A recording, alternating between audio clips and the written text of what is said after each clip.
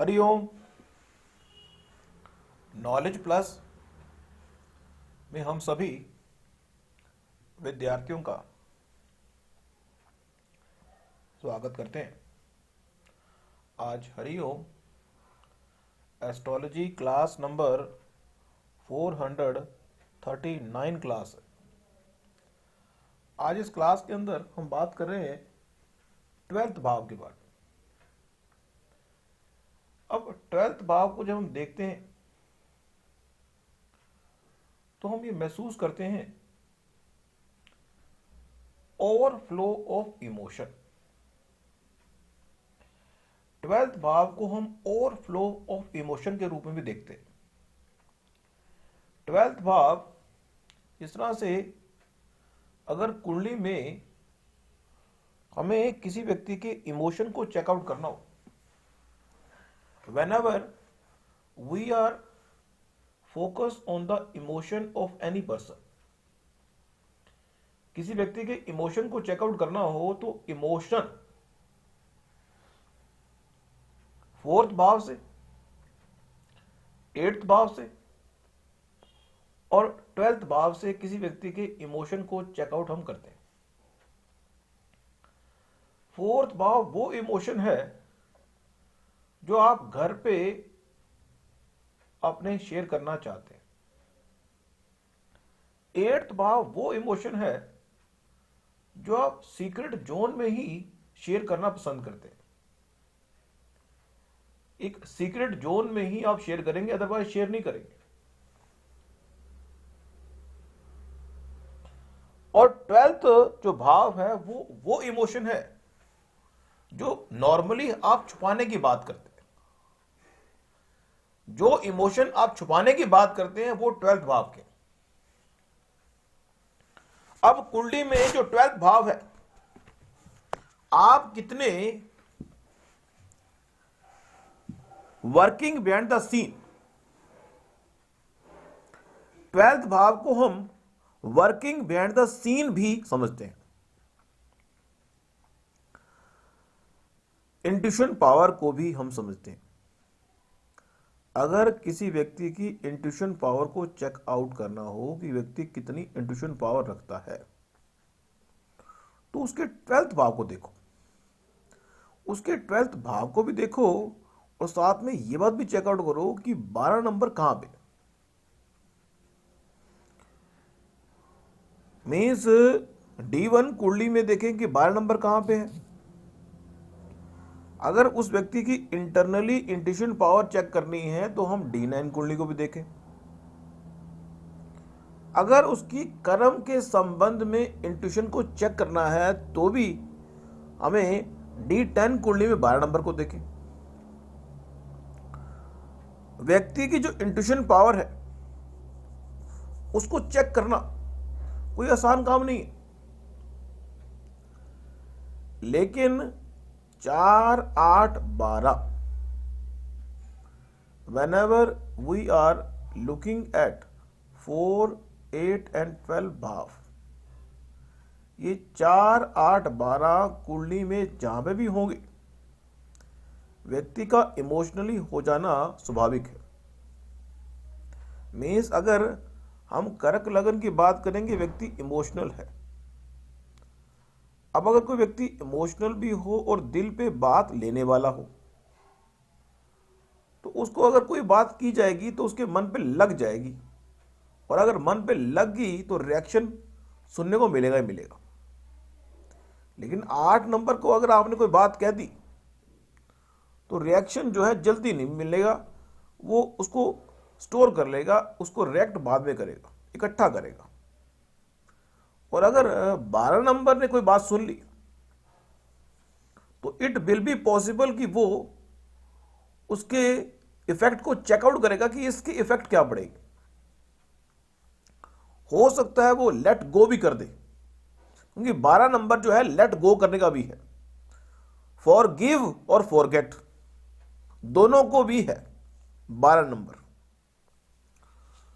तो 12 नंबर का जो प्लेनेट है अगर 12वें भाव में ही हो तो व्यक्ति की इंट्यूशन पावर तो अच्छी होती ही है, साथ से समाज से हट के वर्किंग बिहाइंड द सीन भी व्यक्ति समाज के लिए कुछ करना चाहता है। वर्किंग बिहाइंड द सीन भी वो व्यक्ति समाज के लिए कुछ करना चाहता है। 12वां भाव, 12वें भाव का लॉर्ड, अब यहां पे 12वां भाव एक प्रकार का हॉस्पिटल का है। 12वां भाव एक प्रकार का विदेश में बसने का भी है। अब 12वें भाव का लॉर्ड अगर पहले भाव में जाएगा तो व्यक्ति अपने आप को विदेशी कल्चर में स्थापित करने का प्रयास करेगा।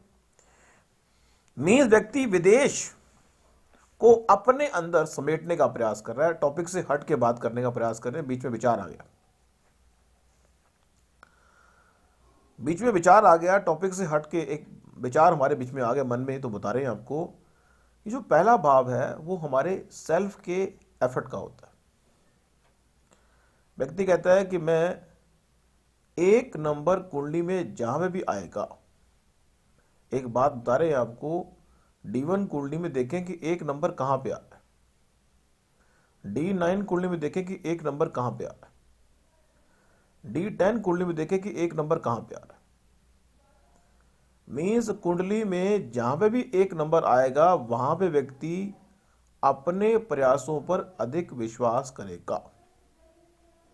यह बात अच्छी तरह समझ लें कि व्यक्ति अगर अपनी पर्सनैलिटी को डेवलप करना चाहता है, जिस तरह से पहला भाव आपकी पर्सनैलिटी है, इस संसार में यदि आप अपनी पर्सनैलिटी को डेवलप करना चाहते हैं, अपने आप को निखारना चाहते हैं, तो उसके लिए सबसे अधिक अगर प्रयास अगर आपको करना है तो वो आपको करना है।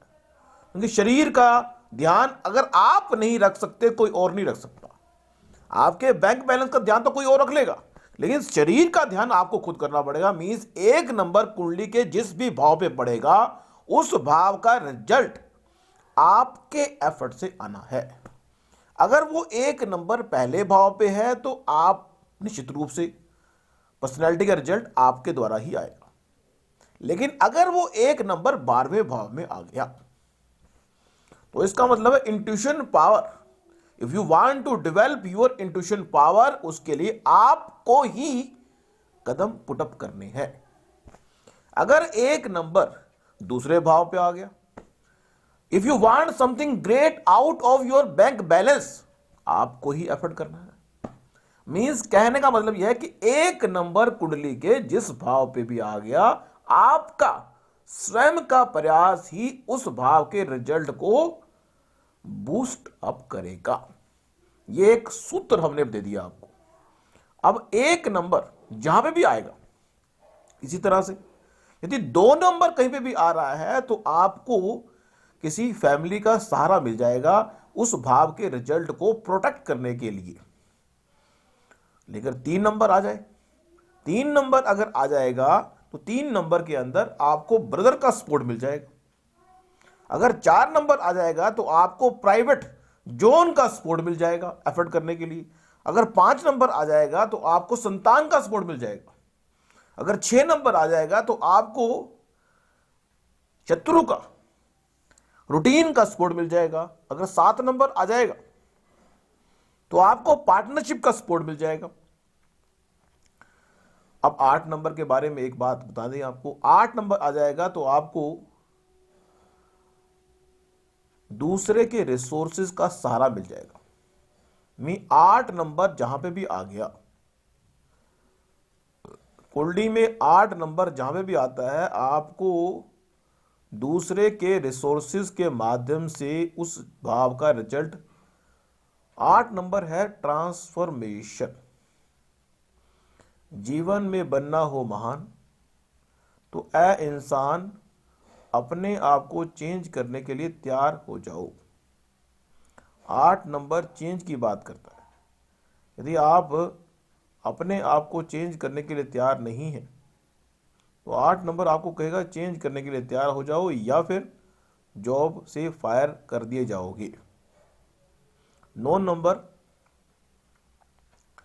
पिता की हेल्प से एफर्ट है, मंदिर की हेल्प से एफर्ट है, 10 नंबर कर्म और 11 नंबर लाभ और 12 नंबर जो है वो secret, working behind the scene, काम करना पड़ेगा।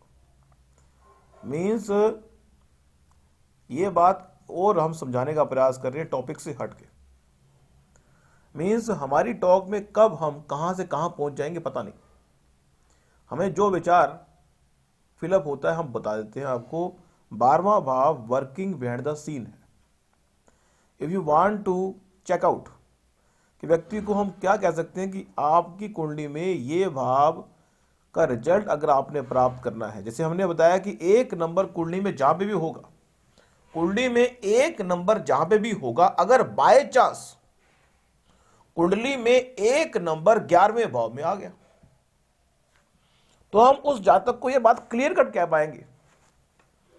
ये क्लियर कट उसको कहनी पड़ेगी बात कि बाबूजी ऐसा है कि आपको लाभ के लिए आपका प्रयास ही आपके लाभ को बढ़ाएगा, किसी और का सहारा लेना छोड़ दो। आपके प्रयास से ही आपकी सैलरी बढ़ेगी, आपके प्रयास से ही सब कुछ होगा। आपका जो एफर्ट है वही उस भाव के रिजल्ट को बूस्ट अप करेगा। तो इसलिए आप अपने एफर्ट पर यदि विश्वास करें।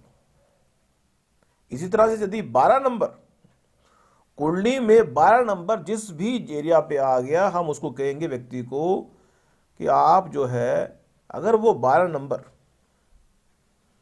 मान लीजिए कुंडली का 12 नंबर 12वें भाव पे आ गया, तो हम ये कहेंगे कि 12वें भाव का रिजल्ट अगर प्राप्त करना हो, मीन्स नॉर्मली 12वां भाव मोक्ष का है, कुंडली में 12वां भाव मोक्ष का है, कुंडली में 12वां भाव मोक्ष का है। अगर वो मोक्ष वाले भाव में आप मोक्ष प्राप्त करना चाहते हैं तो वर्किंग बिहाइंड द सीन काम करना पड़ेगा। अपनी इंट्यूशन पावर को अगर आप डेवलप करना चाहते हैं तो आंखें बंद करके ध्यान लगाना पड़ेगा। आंखें बंद करके ध्यान लगाना अगर आप चाहते हो तो आपकी इंट्यूशन पावर बढ़ेगी। तो इंट्यूशन पावर बढ़ाने के लिए आपको ध्यान लगाना जरूरी है। अगर 12 नंबर 11वें भाव में आ गया, 12 नंबर जो है वर्किंग बिहाइंड द सीन का है, और 11वें भाव में 12 नंबर का आना यह बात साबित करता है कि व्यक्ति को लाभ के लिए वर्किंग बिहाइंड द सीन काम करना पड़ेगा। अगर ये 12 नंबर पहले भाव में आ जाए तो हम ये कह सकते हैं कि व्यक्ति अपनी पर्सनैलिटी को डेवलप करना चाहता है, तो वर्किंग बिहाइंड द सीन काम करना पड़ेगा अपनी पर्सनैलिटी को डेवलप करने के लिए। अगर ये 12 नंबर दूसरे भाव में आ गया तो हम ये कह सकते हैं कि अपने बैंक बैलेंस को बढ़ाने के लिए आपको वर्किंग बिहाइंड द सीन काम करना होगा। अगर ये 12 नंबर तीसरे भाव में आ गया तो हम ये व्यक्ति कह सकते हैं कि आपको साहसी बनने के लिए वर्किंग बिहाइंड द सीन अपने साहस को दिखाना होगा। अगर ये 12 नंबर चौथे भाव में आ गया तो हम ये बात कह सकते हैं कि आपको working the behind the scene अपने होम के लिए, अपनी पीस के लिए कुछ करना होगा। तो यहां पे ये बात भी होगी। 12 नंबर भी बात होगी। 8 नंबर कुंडली में जहां पे भी आएगा, हम एक फिलॉसफी बताने का प्रयास कर रहे हैं। वो 8 नंबर चेंज की बात करता है, 8 नंबर चेंज की बात करता है। कुंडली में 8 नंबर कुंडली के जिस भी भाव में होगा वहां पे आपको चेंज के लिए तैयार रहना होगा। If you want something great from your kundli, you always be ready for the change where 8 number is sitting. 8 number जहां पे भी है, 8 नंबर आपके जीवन की ट्रांसफॉर्मेशन है। ये बात अच्छी से समझ लें। मतलब कहने का ये है कि अगर हम टॉरस असेंडेंट की बात करें, टॉरस असेंडेंट की बात करें तो ये 8 नंबर 7वें भाव में आता है। अब 7वां भाव पब्लिक इमेज का भी है, 7वां भाव वाइफ का भी है, 7वां भाव पार्टनरशिप का भी है। जब भी वाइफ की बात होगी, जब भी पार्टनरशिप की बात होगी, जब भी पब्लिक इमेज की बात होगी, जब भी बिजनेस की बात होगी, ये सारे फैक्टर उस व्यक्ति के ट्रांसफॉर्मेशन को रिप्रेजेंट करते हैं। जीवन में एक विस्फोटक टर्निंग पॉइंट के रूप में 8वां भाव आ रहा है।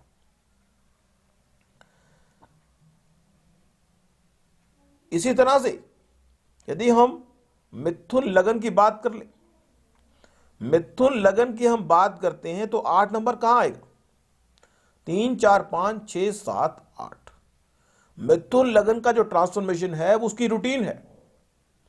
मीन्स उसके रोग, ऋण, शत्रु, जो ऋण है, जो रोग है, जो डिजीज है, उसकी ट्रांसफॉर्मेशन का आधार है। व्यक्ति के जीवन में परिवर्तन उसकी ट्रांसफॉर्मेशन का आधार है। इफ यू वांट, यदि आप किसी व्यक्ति को चेंज करना चाहते हैं तो उसका 8वां भाव बाय डिफॉल्ट उसको चेंज करेगा। या तो 8वां भाव चेंज करेगा या 12वां करेगा। 12वां भी चेंज की बात करता है। चेंज, जॉब में चेंज की बात हो तो 8वां और 12वें भाव का अगर मालिक महादशा में इफेक्ट देगा तो चेंज की बात आएगी आएगी। तो कहने का मतलब है कि 8वां भाव ट्रांसफॉर्मेशन का है और 12वां भाव भी चेंज का है। अगर हम कर्क लगन की बात कर ले, 4, 5, 6, 7, 8, उस व्यक्ति के जीवन में चेंज, ट्रांसफॉर्मेशन कौन लाएगा? क्रांति कौन लाएगा? उसके बच्चे। कर्क लगन के बच्चे उसके जीवन में ट्रांसफॉर्मेशन लाएंगे। चेंज का आधार ट्रांसफॉर्मेशन हो गया। तो अगर हमें कुंडली में देख के ये बताना हो कि आपके जीवन में जो ट्रांसफॉर्मेशन है वो किस एरिया से और किस एनवायरनमेंट से आने वाली है, तो हम चेकआउट कर सकते हैं आसानी से। और इसको हम D9 कुंडली में भी देख सकते हैं। D9 कुंडली में भी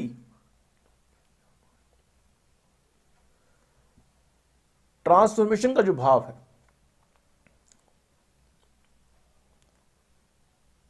और एक पॉइंट और बता दें आपको, इससे पहले कि हम अपने टॉक को वाइंड अप करें, हमारे मन में एक विचार और आया।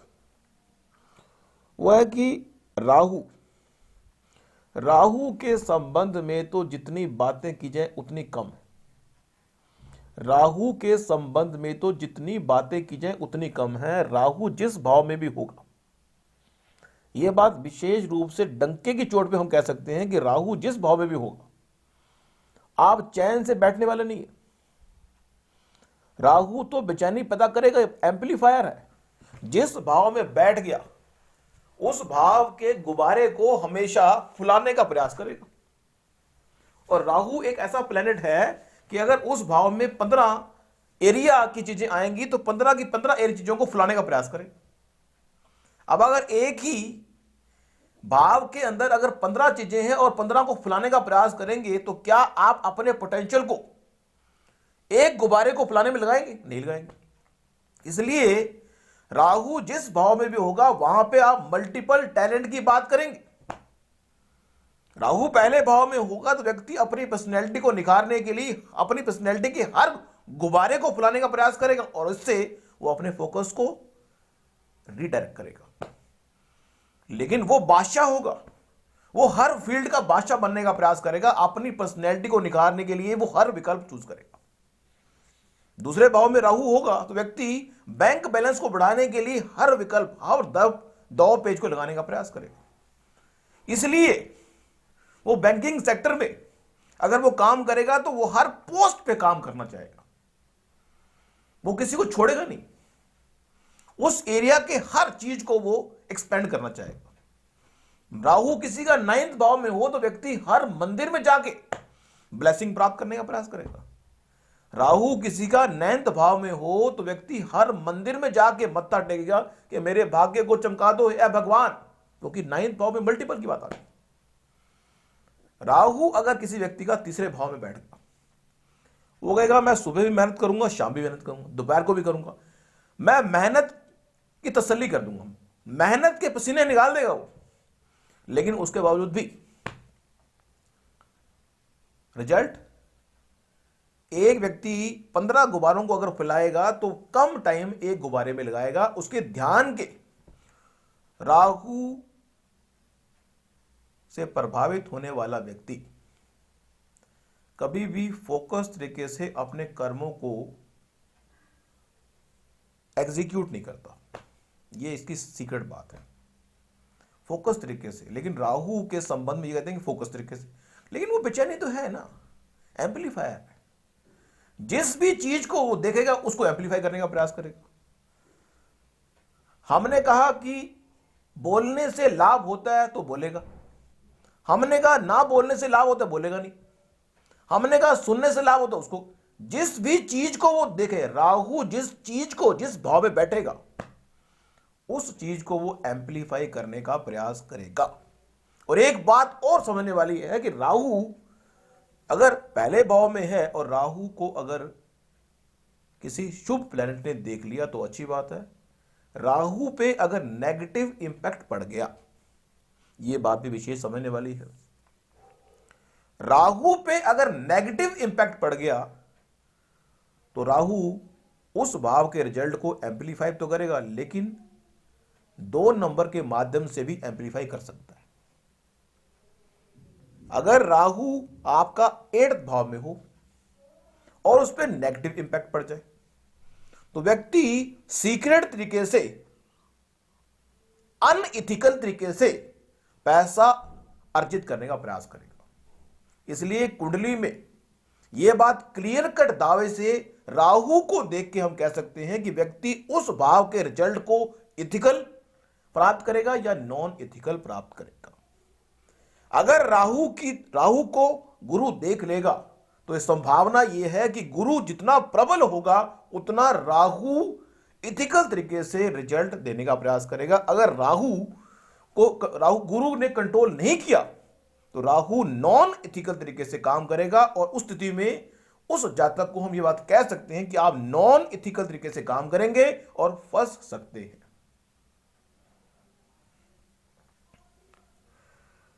तो राहु जो है मल्टीपल तरीके से चीजों को एम्पलीफाई करने का प्रयास करता है।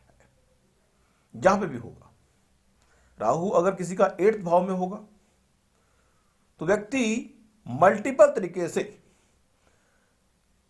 ट्रांसफॉर्मेशन अगर उसकी हो जाएगी मल्टीपल तरीके से तो भी घबराएगा नहीं, क्योंकि ट्रांसफॉर्मेशन के हाउस पे राहु बैठ गया।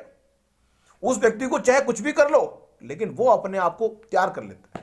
मींस राहु अगर ट्रांसफॉर्मेशन के भाव में बैठ गया तो व्यक्ति हर तरह की ट्रांसफॉर्मेशन के लिए अपने आप को तैयार कर लेगा, हर तरह की ट्रांसफॉर्मेशन के लिए अपने आप को तैयार कर लेगा। एक ये प्लस पॉइंट भी होता है कि हर स्थिति के लिए वो अपने आप को तैयार कर लेगा। तो आज की इस टॉक में इतना ही। नेक्स्ट टॉक में कुछ और जानकारी देंगे। Thank you so much for listening and always putting Hari Om Knowledge Plus.